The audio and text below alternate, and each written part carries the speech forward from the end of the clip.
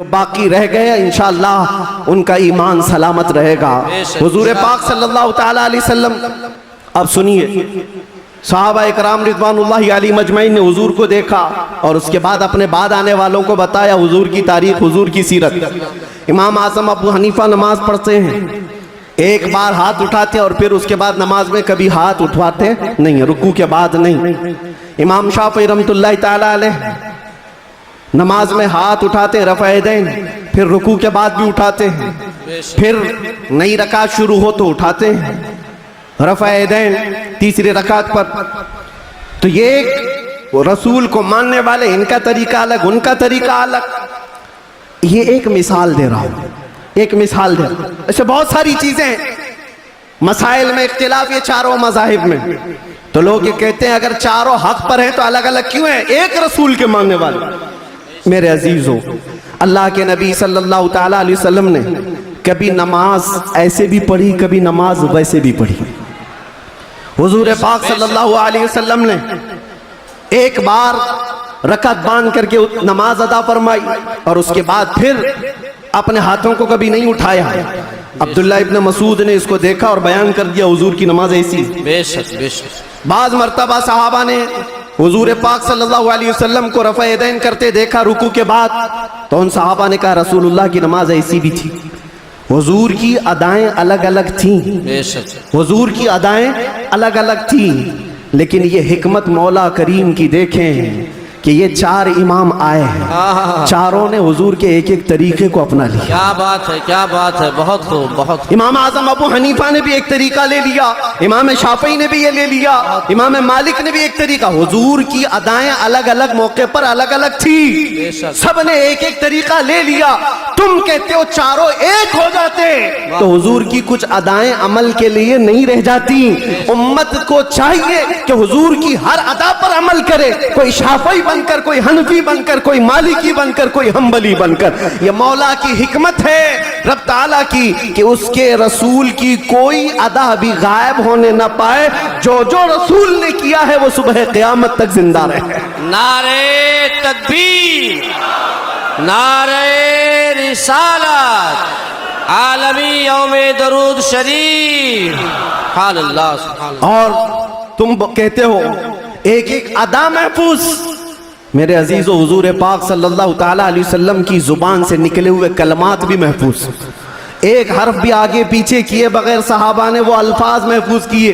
دنیا میں کسی بھی انسان کے کلمات ویسے محفوظ نہیں ہیں جیسے رسول اللہ کے محفوظ ہیں، حضور کے الفاظ جیسے محفوظ ہیں، کسی کے محفوظ نہیں رکھے گئے ہر لفظ کو۔ حتیٰ کہ ایک صحابی ہیں وہ حدیث بیان کرتے ہیں اللہ تعالیٰ قیامت کے قریب علم کو اٹھا لے گا، علم کو اٹھا لے گا کیسے وہ بتاتے ہیں، ایسے اٹھائے گا، اور علماء کے اٹھائے جانے سے ان سے پوچھا گیا آپ ایسا کیوں کر رہے ہیں؟ کہا میں نے رسول اللہ کو بیان کرتے ہوئے ایسا کرتے ہوئے دیکھا تھا۔ بے شک بے شک۔ جب حضور نے یہ فرمایا تھا تب حضور نے ایسا اشارہ کیا تھا۔ کوئی صحابی ہیں حدیث بیان کر رہے ہیں، مسکرا کر کے بیان کر رہے ہیں، پوچھا کہ کیوں؟ کہا جب رسول اللہ نے یہ جملہ فرمایا تھا تو حضور نے مسکرایا تھا۔ سبحان اللہ، بے شک۔ ایک صحابی ہیں روایت بیان کرے، حدیث بیان کرے، مصافحہ کر کے کہتے ہیں کہ یہ ایسا ایسا حضور نے فرمایا۔ کہا یہ مصافحہ کر کے بیان کیوں کیا؟ کہا اللہ کے نبی نے جب یہ حدیث بیان کی تھی تو مصافحہ کر کے کہا تھا۔ بے شک، سبحان اللہ۔ ادا کے ساتھ الفاظ محفوظ ہیں، کسی کے نہیں۔ اور بھونکنے والوں کو دیکھنا چاہیے ان کا کیا محفوظ ہے۔ ارے تمہارے باپ کے اوپر جاؤ تو ڈیش ڈیش ڈیش، بہت اچھے، بہت پتہ ہی نہیں بہت خوب، بہت خوب، بے شک۔ کیا خبر ہے؟ حق ہے۔ بہتوں کو ان کو پوچھو تمہارا دادا کون ہے، ہو سکتا ہے دادا تک تو چلے جائیں پر دادا نہیں معلوم، لا ادری، ہاں لا ادری، کیا بات، اس کے اوپر نہیں پتا، تمہیں تمہاری نسب کا نہیں پتا، اور حضور پاک صلی اللہ علیہ وسلم کے متعلق بات کرتے ہو اور تمہیں پتا ہے اللہ کے نبی صلی اللہ تعالیٰ علیہ وسلم کا نسب باپ سے، دادا سے، پردادا سے، اس کے اوپر سے نہیں، میں گناتا ہوں۔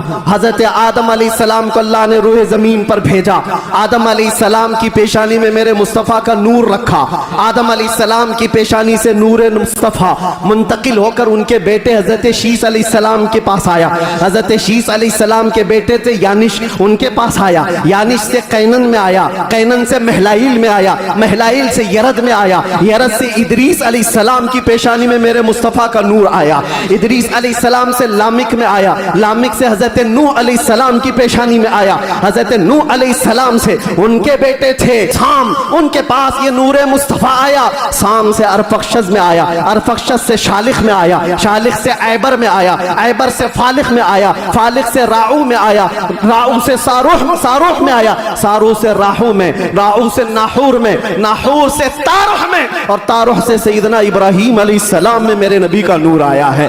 یہ میرے آقا کا سفر بتا رہا ہوں، نسب بتا رہا ہوں۔ ابراہیم علیہ السلام کی پیشانی مبارکہ سے یہ نور منتقل ہوتے ہوئے سیدنا اسماعیل علیہ السلام کے پاس آیا، ان کے بیٹے تھے نابت، نابت سے یشجب میں آیا، یشجب سے یارب میں، یارب سے تیرح میں، تیرح سے مقوم میں، مقوم سے عدد میں، عدد سے عدنان میں، عدنان سے معد میں، معد سے نزار میں، نزار سے مدر میں، مدر سے الیاس میں، الیاس سے مدرکہ میں، مدرکہ سے خزیمہ میں، خزیمہ سے کنانہ میں، کنانہ سے نظر میں، نظر سے مالک میں، مالک سے فہر میں، فہر سے غالب میں، غالب سے لؤی میں، لؤی سے کعب میں، کعب سے مرہ میں، مرہ سے کلاب میں، کلاب سے قصی میں آیا، قصی سے عبد مناف میں آیا، عبد مناف سے سیدنا ہاشم میں آیا، سیدنا ہاشم سے سیدنا عبد المطلب میں آیا، سیدنا عبد المطلب سے سیدنا عبداللہ میں آیا، سیدنا عبداللہ سے بی بی آمنہ کے پیٹ میں آیا، اور 12 ربیع الاول 20 اپریل کو اس دنیا میں وجود پذیر ہوا۔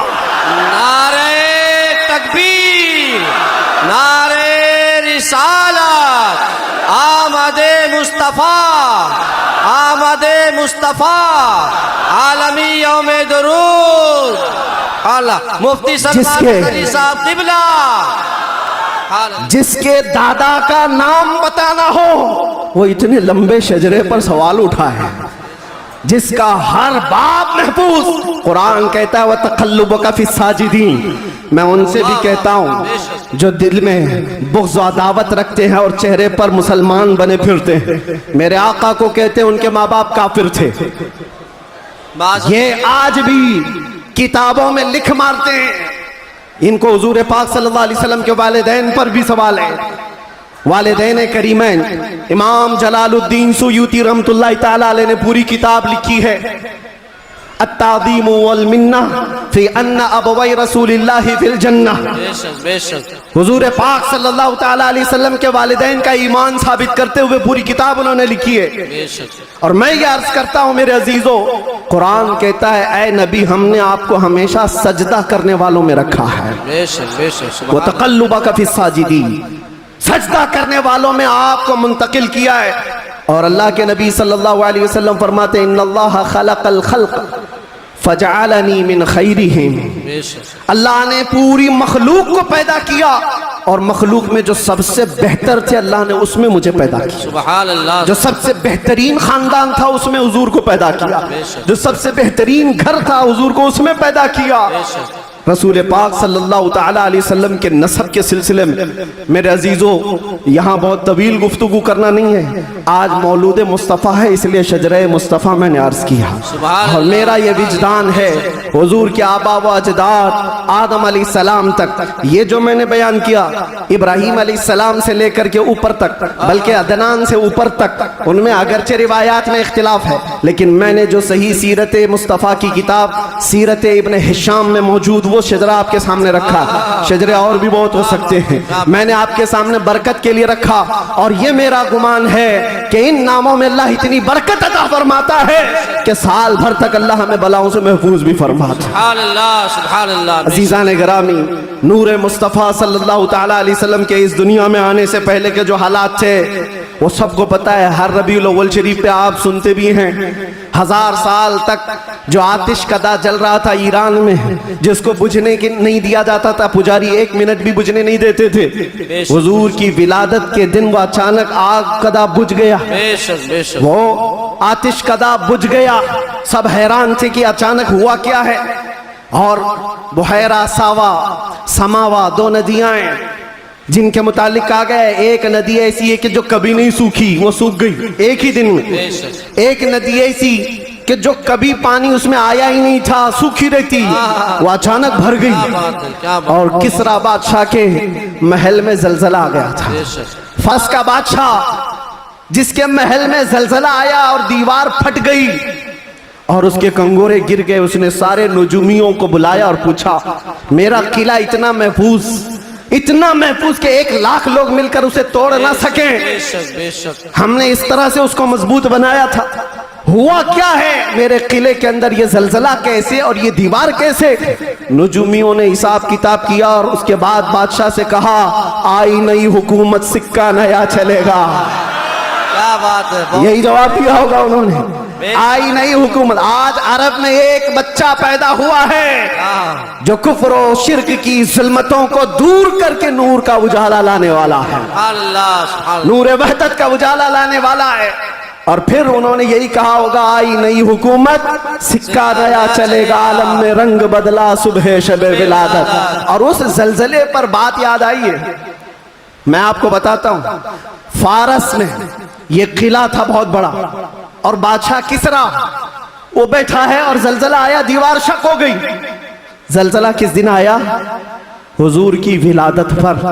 آج بھی کئی لوگوں کے دلوں میں بھی زلزلہ آتا ہے، کیا بات ہے، کیا بات ہے، بہت زلزلہ آتا ہے۔ بے شک بے شک، جب حضور کی ولادت کا ذکر کرے ہلنے لگ جاتے، وہ زلزلہ آتا ہے، لیکن تمہارے دل کے اندر زلزلہ آنے سے ہمیں کچھ فرق نہیں پڑتا، بے شک بے شک، کچھ فرق نہیں پڑتا۔ اسی زلزلے کو اعلیٰ حضرت نے کیا فرمایا جانتے ہو؟ حشر تک ڈالیں گے ہم پیدائش مولا کی دھوم، مثل فارس نجد کے قلعے گراتے جائیں گے۔